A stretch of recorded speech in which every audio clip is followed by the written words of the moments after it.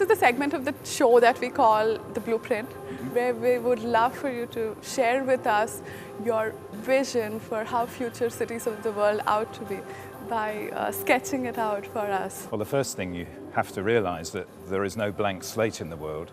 Everywhere is a natural place that has a history and a natural rhythm, and maybe there's a history of people in that place as well. So what we try and do is respect that and work with the grain of that history. So maybe in this particular example there might be a river running through the area. And maybe also there's a connection between this area and other cities. So maybe there's an existing, maybe it's a railway that's cutting through this area. But also maybe there's a beautiful natural area of trees, a forest or something like that. So maybe that's over here. And so the first thing to do is reflect on the nature of that. And often places developed around rivers because there's water and transport on the river.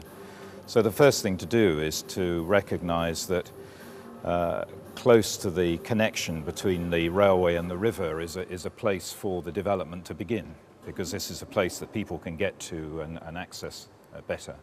So the idea here would be to have a mix of uses next to the railway, quite high density, where you could have people where they could work and live close together. Maybe there's a school and so on.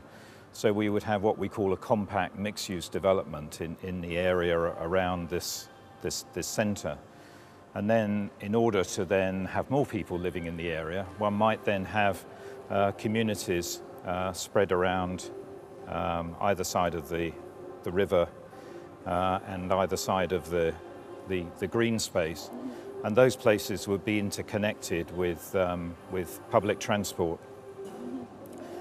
which would then be enable people to get into the middle and from those areas. But the spacing of all these places would be also where you could walk and cycle around the area. So you'd make these dimensions such that you could walk and cycle as well as get public transport. So that then brings you a sort of spatial arrangement of the place. And what we would try and do is put the walking and cycling routes alongside the river and through the green areas.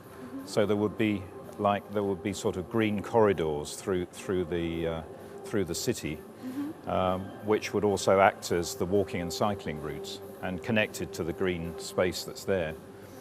And so in this way it will be a place where cars wouldn't be necessary, where maybe electric cars could be used in car clubs where people could go to the end of the street and pick up an electric car when they needed it.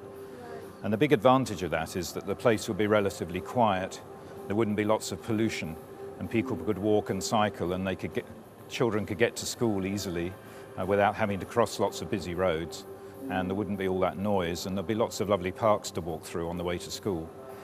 To sum this up, the ideal city, according to you, would be compact, high density, mixed use, walkable, Yes. and where you're always in connection with the nature. Yes.